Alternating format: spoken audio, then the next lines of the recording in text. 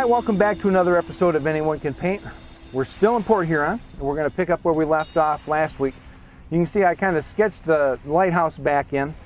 We finished up with our sky for the most part. Next thing we're going to do is we're going to start working on putting some highlights in those trees in the background. Still going to use my large brush. Make sure you get it wet again, towel dry it off. We're going to get some green, a little bit of yellow, and then you're just going to tap your brush right into that to kind of, that's how you're going to load your brush. Let's put a little bit more yellow into it. There we go. And the technique to this is you're going to come back up to the canvas. Remember that our light source is still coming in from the left-hand side, so if you've got some individual trees in here because of the shapes that you have, you want to make sure that you kind of focus on putting those on the left-hand edge. How you do this, you come up and you just directly go right up to the canvas, and it's just a series of light taps. Just very light taps. And then make sure that you don't cover up all of your dark. It's really important that that dark is in there. That's what helps make that look three-dimensionalized. So we'll come up, and I'm going to do all these trees on both sides of the lighthouse. So I'm just going to happen to start right here. But again, it's just light taps.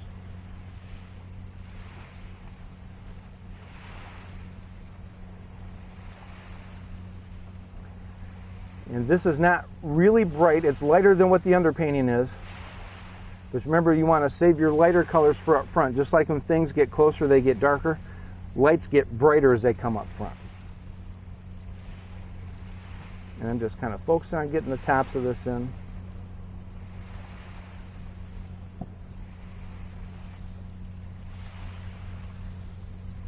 I'm going to reload and I'll be right back.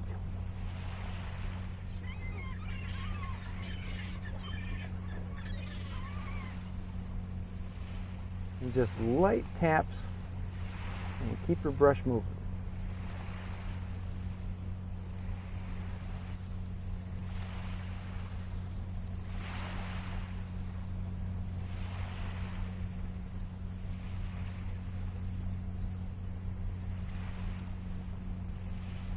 I'm going to grab a little bit more yellow into this.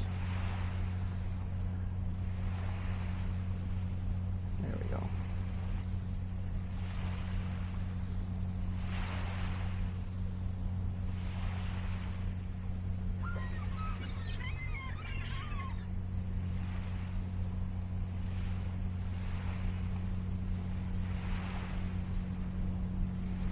I don't know if you can hear that low rumble that's in the background. There's I think those are 1,000-foot ships that's going just directly to the left of us, and they're starting to head into the St. Clair River.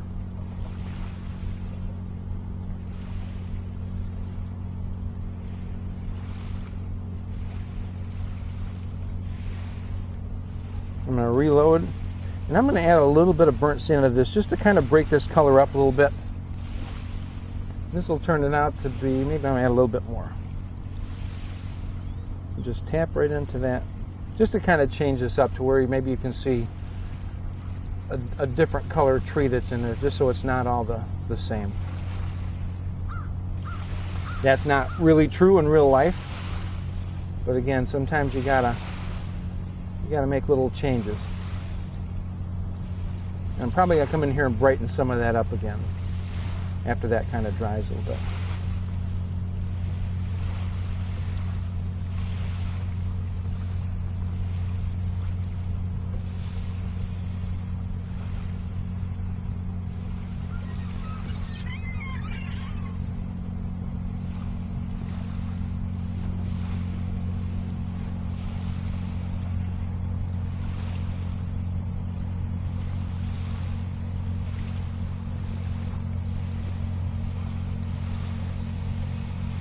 I'm going to grab a little bit more green just to kind of change up the color.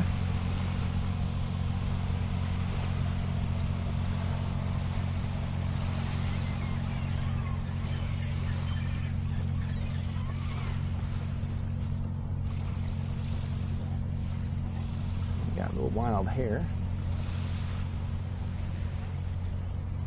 Again, this is just kind of the first stage of getting your trees all in here. We'll go through and maybe I'll pull up some branches that are sticking through and we'll put some more highlights in there just to kind of change that up. I'm going to go to the other side.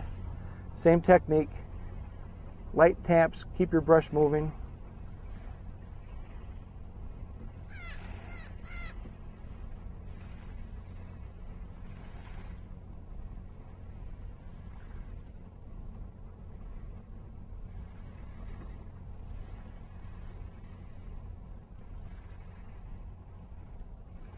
and just work that down towards the ground.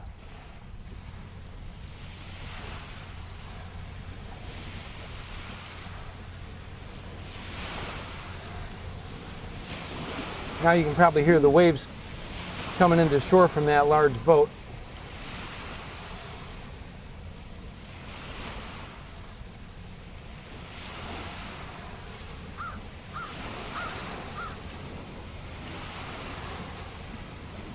Good, we'll just kind of stay with that for now. I'm going to change this edge up. I don't want that edge to be like that. It's too uniform.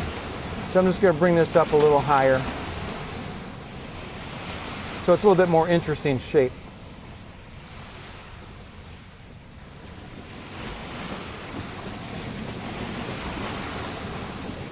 Well, they're crashing in now. They grab a surfboard. We were kidding Mike, our producer, when we saw that ship was coming in right before we started to shoot, and tried to get him to pull down his arm like you do a truck driver, but of course he wouldn't do that. So, or maybe he'd have heard that giant horn. He wouldn't take one for the team, I guess. Just going to clean out the brush. Next thing we're going to do is we're going to start on the underpainting for the lighthouse while we let the trees kind of dry. And I'm going to stay with this brush for a little while. Now what you want to do when you're doing the underpainting for an object is that you always want to do the underpainting in the shadow color. That way your shadows are already established, and then all you got to do is work on your highlights, and you just work those into the shadowed area. So what you want to do is you want to look up at your subject, find the darkest side, which is on the right hand side, and this is going to be some white, a little bit of blue. One of the things you need to be aware of while I'm thinking about this is you need to keep your paints moist when you're outdoors. They tend to dry up a lot quicker than it is when you're in the studio. And what happens is that they end up getting a little bit of a film on them. It's kind of like in the old days when your mother or grandmother might have made some pudding on the stovetop, and you get that little film, that little edge that goes on there. And I remember when I was smaller, my brother and I would always fight over that, because that was always like the best part. So I'm going to block this in with this bluish color. Now we come to the edges of this. I'll show you how you can kind of keep a straight edge going. I got a newer brush and I'm losing some of these bristles there. But just kind of get this blocked in. Kind of pay attention to your edges, generally speaking. Then I'll show you how you can get by making some straighter edges. But this will get us started.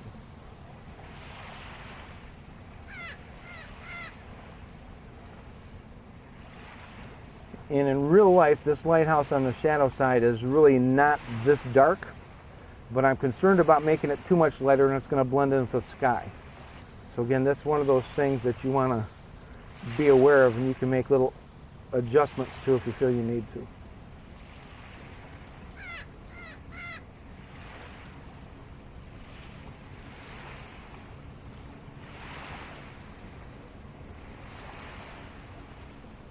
All right, now to get straight edges, now you can do a couple things.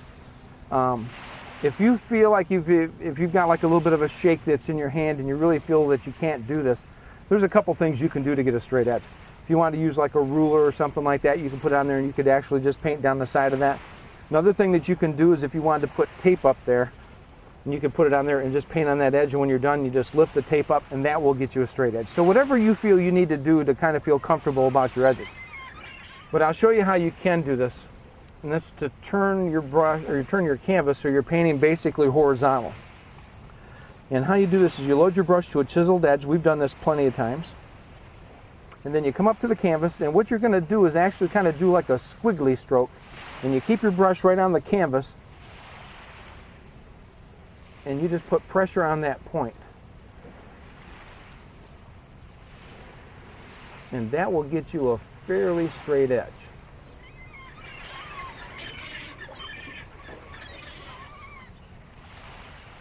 Now I'm going to turn this over and do the opposite side, and then I'm going to step back when I put it back up to its normal position to see if any sides need to be adjusted from there, because typically what happens is that one of the angles is different than the other. So you have to go back and add a little bit to one of the sides. normally. Sometimes you get lucky and you hit it right the first time. Not very often, though. At least I don't.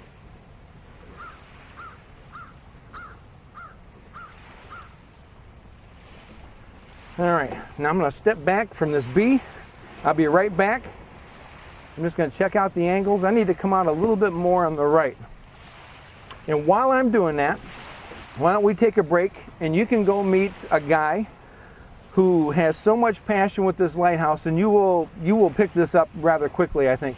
His name is Bob Hanford. He's better known as Lighthouse Bob, and he's been giving tours out here to this lighthouse for over 20 years. And he knows everything about this lighthouse, as you'll learn. So let's go and visit with Bob. You're going to be meeting with Bob Hanford. He's with the United States Coast Guard Auxiliary, and they work in conjunction with the Port Huron Museum. And Bob does a lot of the tours that are out here at the lighthouse, which you can see over my shoulder.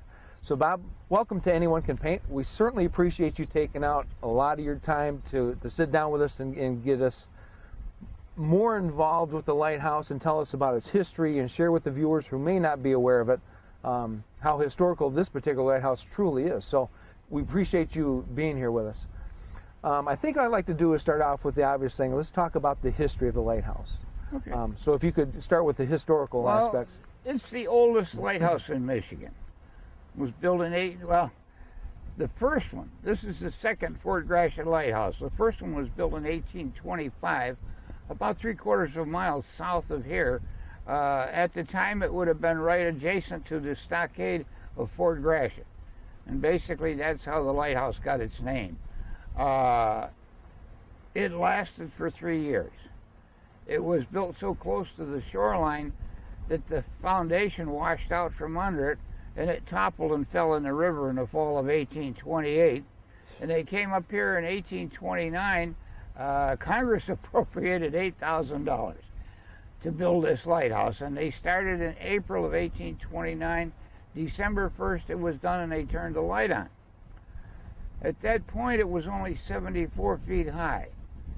And they came back in 1861 and they added 12 feet to the tower. And if you look up there, you can tell we're starting to lose a lot of brick. They're chipping and falling apart.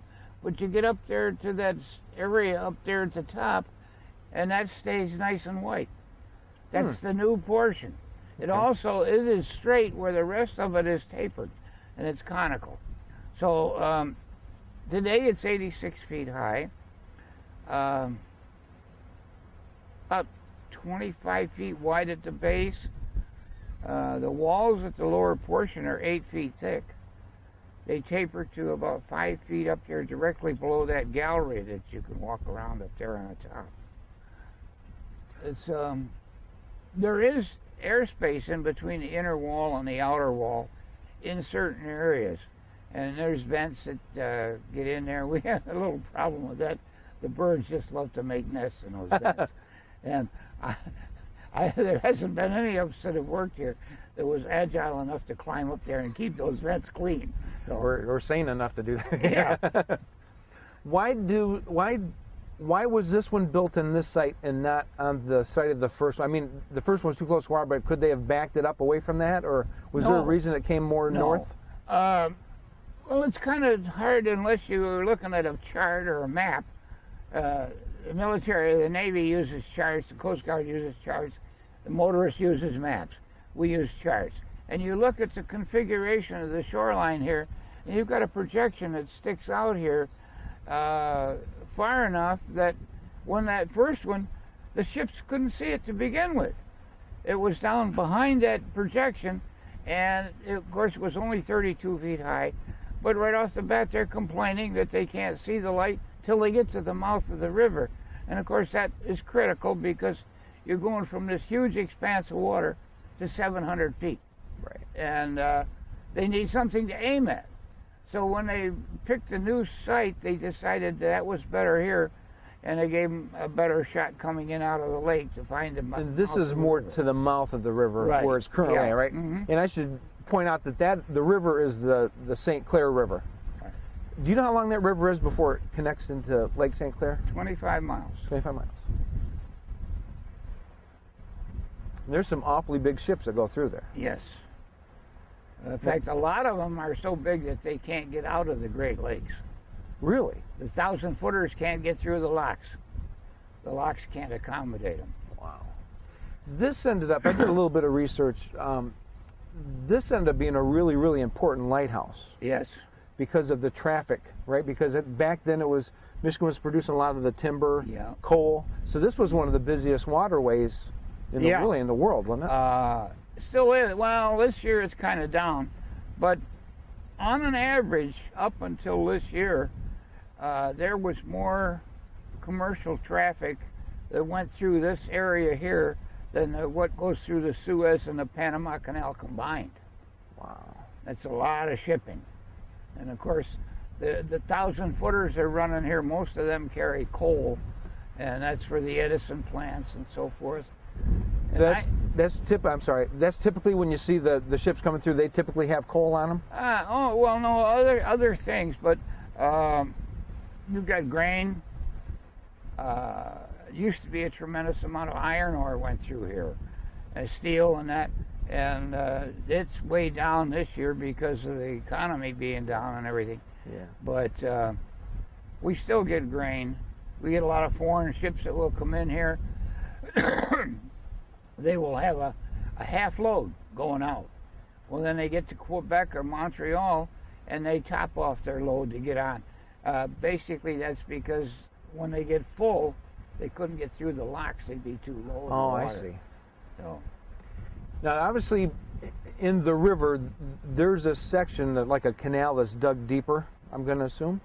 The channel. The channel? Yeah. Yeah. Do you know how deep that is on average? I would say on an average about 40, 45 feet. Because they've got to really kind of maneuver their way through that, don't they? Mm-hmm. Not a lot of play? They come down through here. You can see out here the buoys. They have what they call a Lake Huron cut. It runs out here. There's 12 buoys lined up out here, and that's the cut coming down through, and that is maintained at a depth that the ships can get through. Oh, I see. Although with the lakes being down like they have been, we followed a ship down through here last year, 2 years ago, I guess it was, one of the big 1,000-footers, and all the way through here, he's stirring up mud.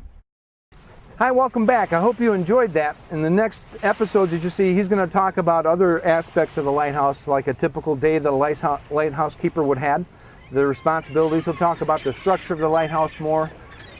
Very, very interesting guy. We spent a good hour with him when we came up and interviewed him, and you could really feel the passion and his concern for the lighthouse and for the future of the lighthouse. I finished while you were gone. I just got my angles to the base of the lighthouse done.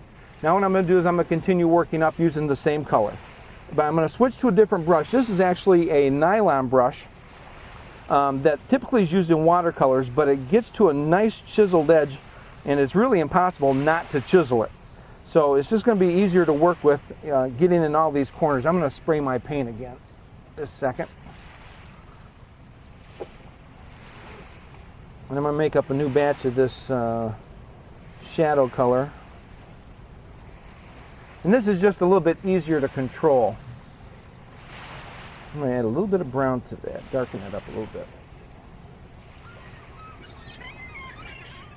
Now what's interesting about this particular lighthouse is that this lighthouse actually grew in color, or in size. And make that a little bit darker.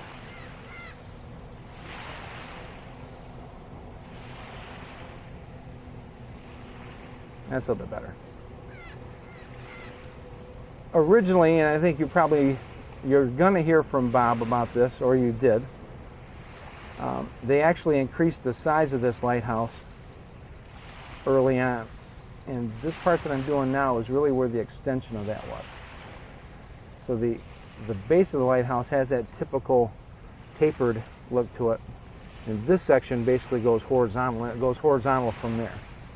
So again, I'm just going to use this brush because it's easier to control the edges.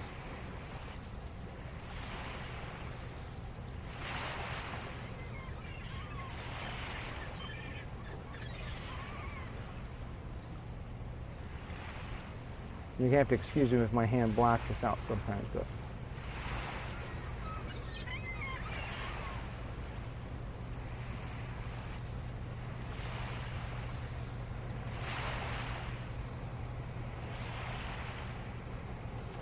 So there's that next section, and then we have the very top.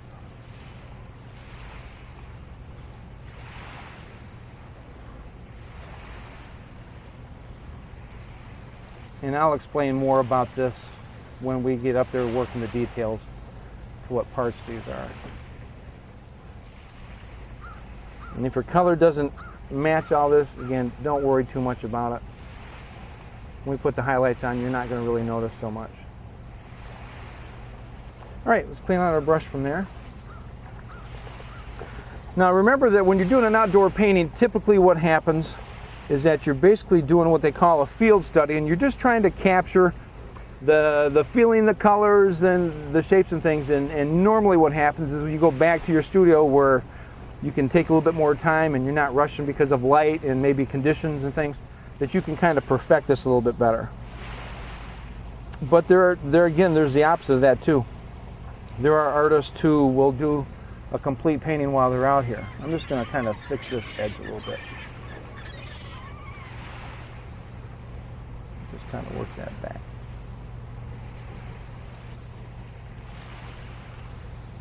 And just kind of soften that into the sky a little bit.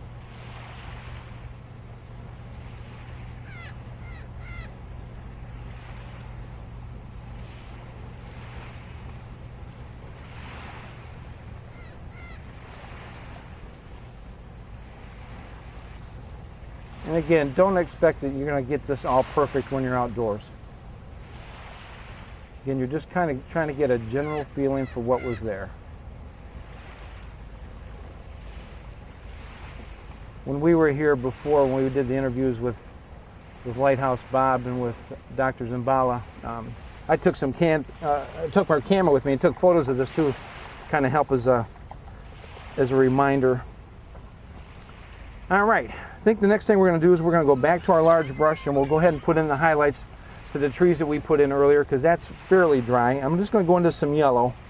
Now, don't freak out about yellow. I know yellow, when you look at it on your palette, is extremely bright, but yellow is a very, very transparent color, which means it allows the color underneath it, your undercolor painting, to really influence that, and it does not stay as bright as what you see it. You got to put on layers and layers of yellow before it gets to be extremely bright. Just tapping my brush into just yellow. This is where you're just going to put a little bit of highlights on this to kind of separate these trees out a little bit.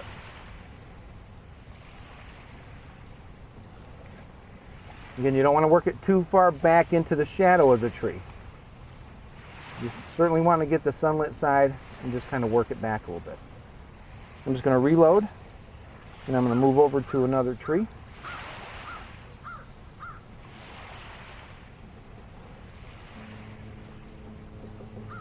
And my bee's back. I gotta come up with a name for him, I guess.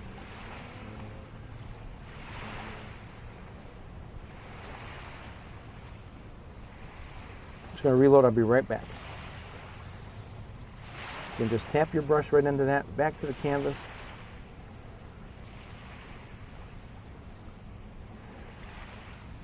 And just kind of work it down. I'm gonna jump to the other side.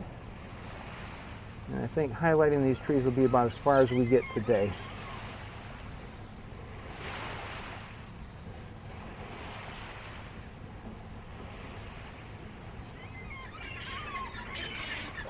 Again, you just want to get the general feel. You want to get, the colors and things like that while you're out here.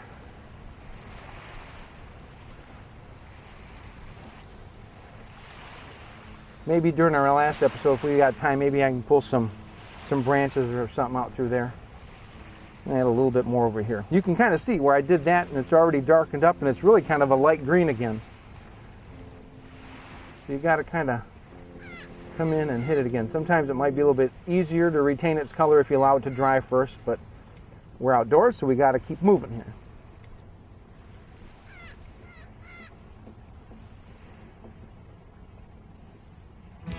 Again, you just want to get the general feel for some highlights. It doesn't have to be exactly perfect. There, let's go ahead and clean out our brush.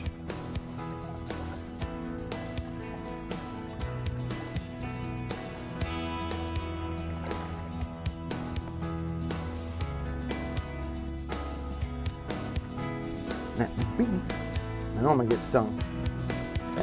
All right, the next thing we're gonna do is we're gonna switch to another brush. We're gonna go to my number 3 flat bristle brush.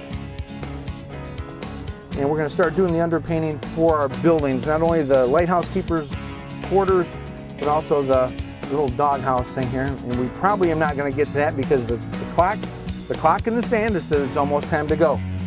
So thank you so much for watching. Please try this, you can do this.